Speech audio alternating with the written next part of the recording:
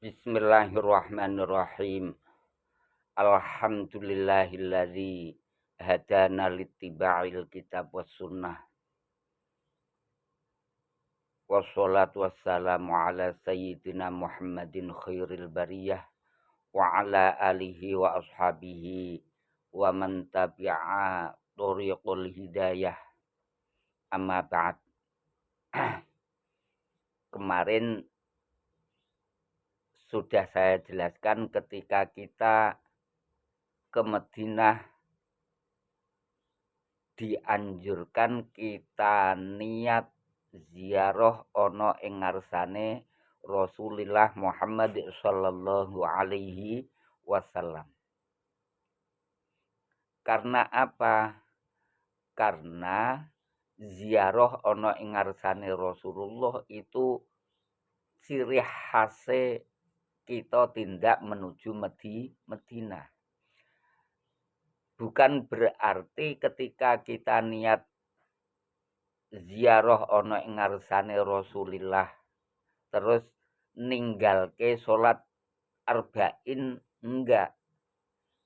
Kita tetap niat melaksanakan salat arba'in. Kenapa kita ke sana kok tidak langsung niat melaksanakan salat arba'in? Karena salat arba'in itu bisa dilakukan di masjid manapun. Akan tetapi tetap memang utama di masjid Madinah. Mung itu tidak ciri khas sebagaimana kita pergi haji. Kita pergi ke Mekah.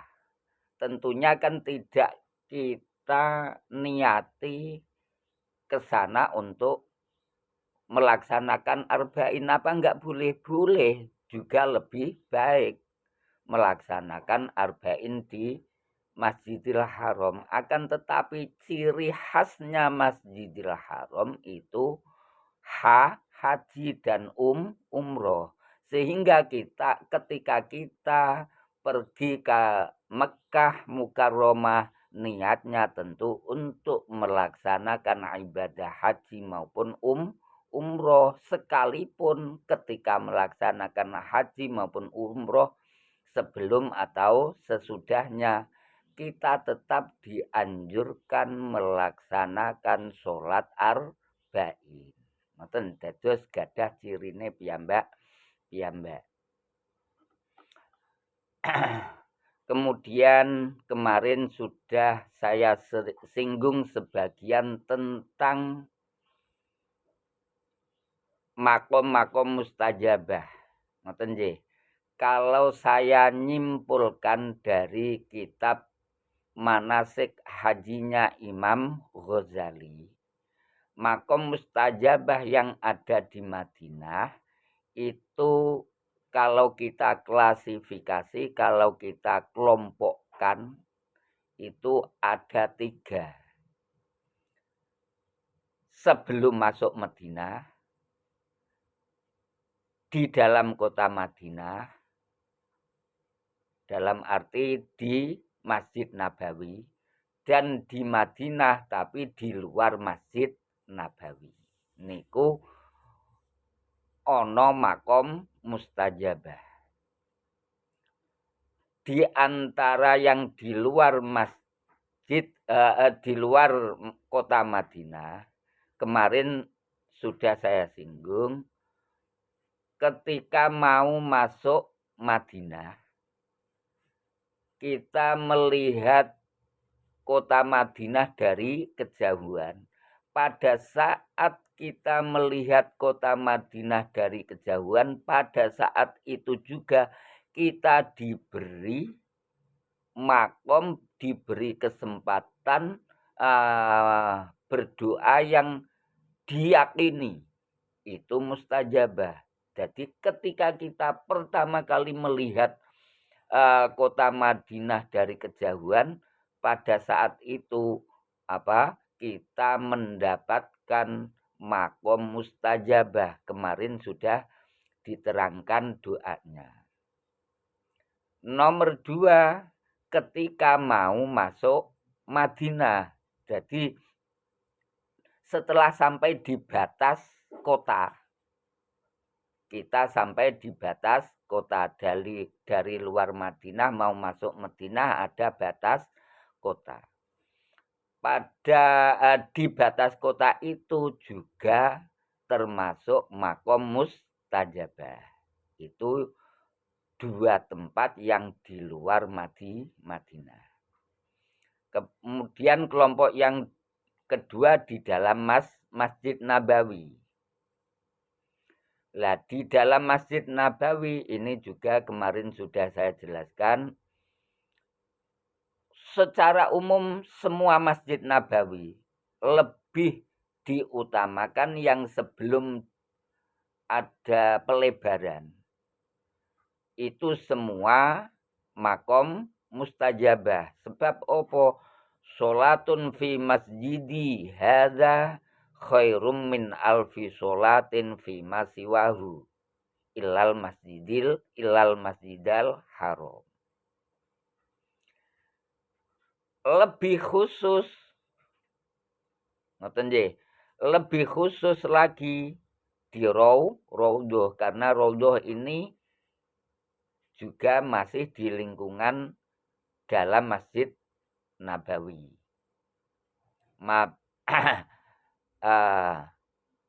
Di Raudhah ma baina mimbari wa qabri Raudhah miryadil jannah kemarin sudah saya singgung ya. Kecuali di Raudhah di mimbar. Wa mimbari ala haudi. Ngoten nggih. Ini hadisnya sahih. Juga di Romanah.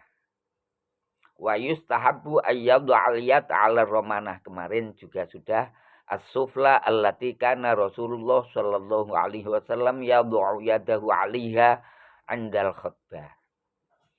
Kecuali di Romanah di Ustuwanah. Lah di Ustuwanah ini sangat dianjurkan menghadap kiblat sambil membaca tahmid, takbir, tahlil subhanallah walhamdulillah wala ilaha illallah wallahu akbar, juga memperbanyak sholawat Allahumma sholli wa sallim ala sayyidina Muhammad wa ala ali sayyidina Muhammad, juga membaca doa. Di makbaroti Rasulullah Muhammad sallallahu alaihi wasallam. Untuk yang Romanah dan Ustuwanah barangkali ini tidak kalah penting, sekalipun mungkin belum banyak yang menjelaskan. Itu yang di sekitaran masjid atau di dalam Masjid Nabawi. Sedangkan kelompok yang ketiga di kota Madinah tapi di luar Masjid Nabawi. Di antaranya di Uhud. Yang dulunya dibuat perang Uhud. Ini kalau menurut Imam Ghazali dalam manasiknya Imam Ghazali diutamakan hari Kamis. Tapi tidak wajib hari Kamis. Diutamakan hari Kamis setelah subuh. Subuh jamaah di Masjid Nabawi sebagai melakukan sholat arba'in. Kemudian setelah subuh ziarah di Uhud. Zuhur diusahakan sudah jamaah di Masjid Nabawi. Ngoten nggih.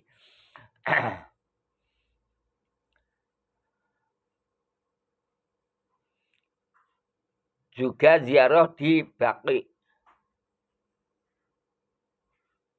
Karena di Baqi ini ada makbarohnya sahabat Utsman bin Affan, Hasan Sibtun Nabi, Hasan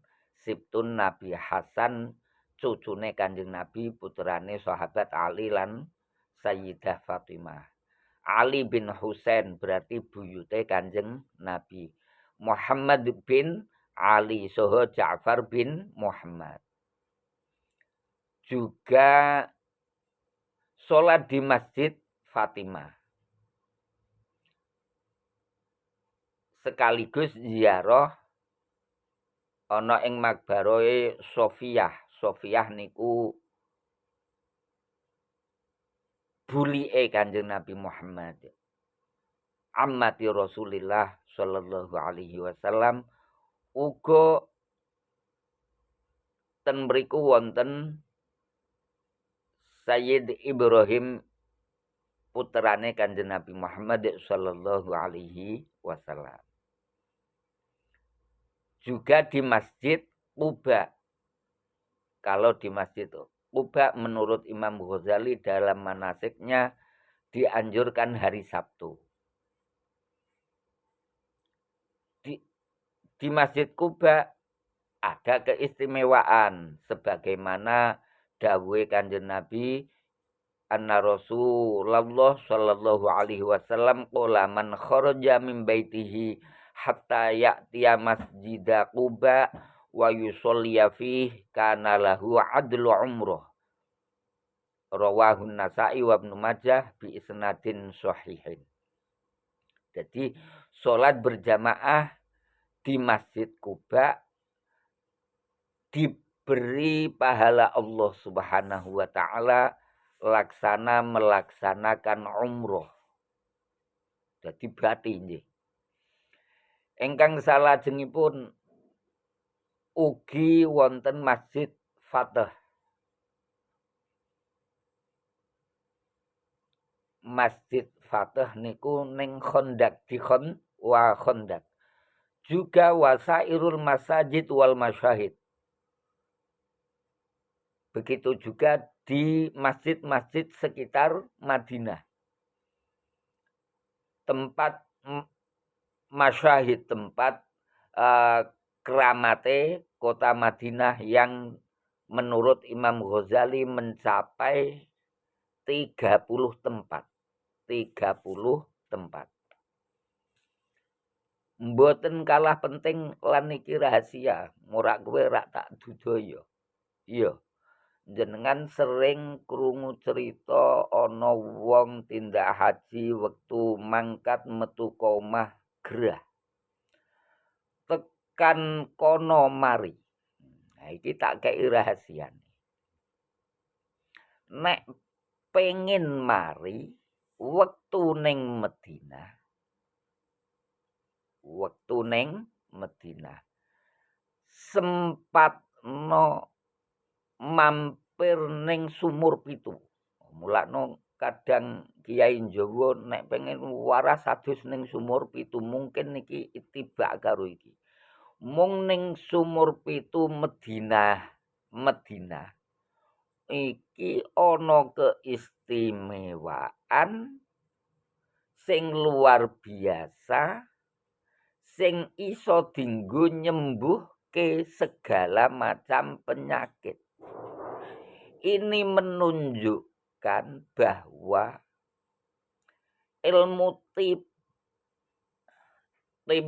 ilmu berobate Kanjeng Nabi lebih hebat nek dibandingke ilmu tipe Nabi Isa alaihi salam. Nabi Isa terkenal bisa menyembuhkan abros, bisa menyembuhkan penyakit. Kenapa lebih terkenal? Karena itu mukjizat pokok. Ngoten nggih. Lah sak mangke wis gak ono. Begitu Nabi Isa wis sedo, wis gak Nabi Isa diangkat ke langit, ilmu iku wis digawa Nabi Isa tekan langit. Lah ning ilmu tipe Kanjeng Nabi sampai sekarang sudah berapa ini? 1400 tahun. Ngoten nggih, lebih. Isih dirasake umate itulah makanya Rasulullah itu Sayyidul Anbiya, Sayyidul Mursalin. Ngoten nggih. Mung kenapa kok gak patek terkenal krana iki ora mukjizat pokok. Dadi dingendikake diriwayatake Imam Ad-Darimi min hadits Aisyah anna Nabi sallallahu alaihi wasallam qala fi maradhihi. Waktu Kanjeng Nabi suatu saat gerah ndawuhi subuh ala sab'i qurabin min abarin syatta. Mbok aku mok jikoke banyu sangka sumur 7. Bangsa wis mok jikoke banyu tulung aku dusana sangka banyu sumur 7. Alhamdulillah mari juga ada riwayat ketika sahabat muhajirin hijrah ke Madinah belum terbiasa dengan cuaca Madinah, mereka terkena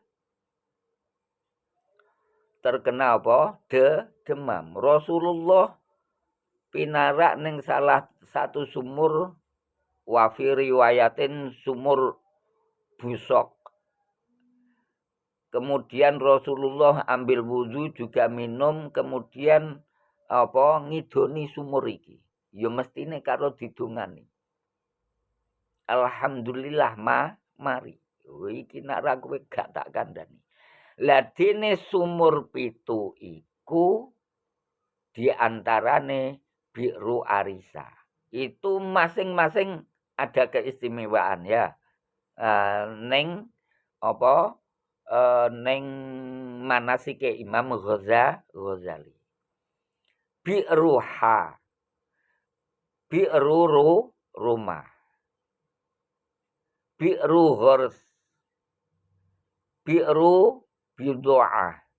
Bi'ru bidoah niki termasuk sumur sing dinggoni ngendikan Rasulullah tentang sahabat Asyrah al-Mubasyarah bil jannah. Bi'rul Busoh. Lah Bi'rul Busoh niki sing paling terkenal di apa mau di nyuwun sewu didoni Kanjeng Nabi sing kanggo obat mau. Wa bi'rus saqoya mong nek bi'rus saqoya wa fi riwayatin bi'rul ahn ana sing ngarani bi'ru jamar.